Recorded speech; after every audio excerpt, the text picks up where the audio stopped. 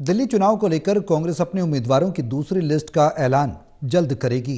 Congress CEC की बैठक में करीब 28 उम्मीदवारों के नाम फाइनल हो चुके हैं।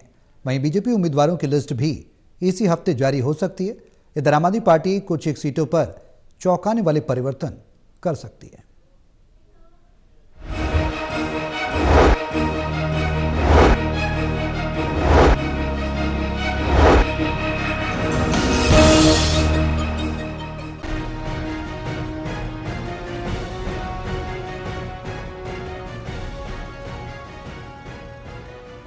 दिल्ली चुनाव को लेकर कांग्रेस केंद्रीय चुनाव समिति सीईसी की आज महत्वपूर्ण बैठक हुई है। इसमें कांग्रेस अध्यक्ष मल्लिकार्जुन खड़गे और राहुल गांधी वर्चुअल माध्यम से जुड़े हैं।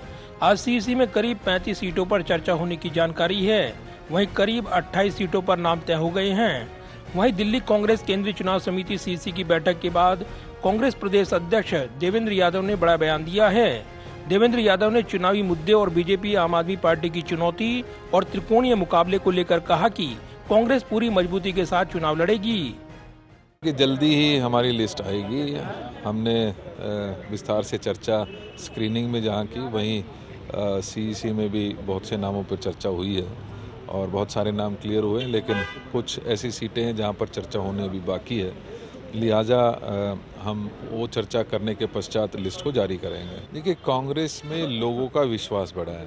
कांग्रेस में लोगों को जो है वो आत्मविश्वास बढ़ा है और कहीं ना कहीं ये देखने को मिला है कि जो धोखा लगातार केजरीवाल जी और मोदी जी ने दिल्ली की जनता को गलत वादे कर दिया है, आज उससे वो लोग परेशान हो चुके हैं और कहीं ना कहीं बड़ी उम्मीद के साथ कांग्रेस की तरफ देख रहे हैं।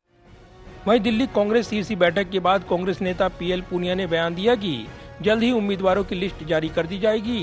पीएल पूनिया ने कहा कि सीईसी में 35 नाम पर चर्चा हुई है। करीब 28 नाम फाइनल हो गए हैं। 7 से 8 नाम पेंडिंग हैं। जल्द ही पार्टी उम्मीदवारों की लिस्ट जारी कर दी जाएगी।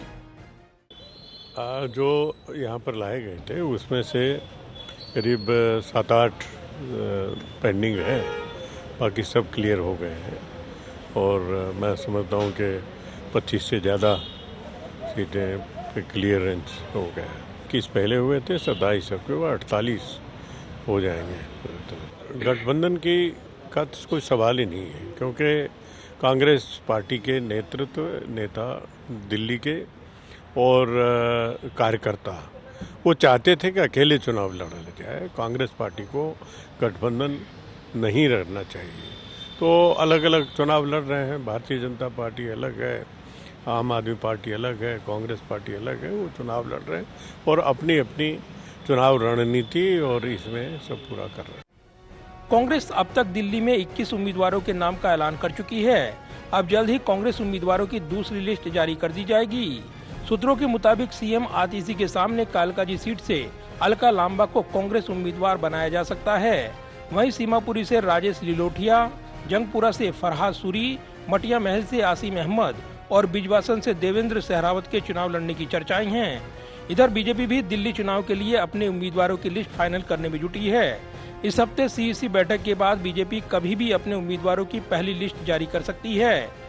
बीजेपी नेता विजेंद्र गुप्ता ने बयान दिया है कि पार्टी मजबूत उम्मीदवारों को चुनाव मैदान में उतारेगी। निश्चित रूप से हम इस बार कांग्रेस हो या आम आदमी पार्टी, भारतीय जनता पार्टी हर जगह नंबर 1 है। जानकारी के मुताबिक बीजेपी ने दिल्ली में हर विधानसभा सीट का सर्वे पूरा कर लिया है।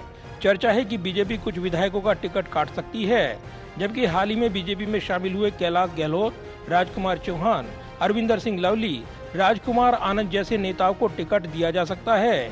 वहीं दिल्ली बीजेपी के प्रदेश अध्यक्ष वीरेंद्र सचदेवा को भी चुनाव मैदान में उतारा जा सकता है। दिल्ली में बीजेपी अपने सहयोगियों जेडीयू और एलजेपी को भी टिकट दे सकती है। वहीं दिल्ली में सभी 70 सीटों पर उम्मीदवारों के ऐलान के बाद आम आदमी पार्टी कुछ एक सीटों पर चौंकाने वाले परिवर्तन कर सकती है। आप पार्टी संयोजक अरविंद केजरीवाल ने महिला योजनाओं पर खास फोकस किया है और महिला सम्मान और संजीवनी योजना के रजिस्ट्रेशन के जरिए दिल्ली में चुनावी माहौल गरमा दिया है। कैमरामैन पवन शर्मा के साथ प्रदीप कुमार, टोटल न्यूज, दिल्ली।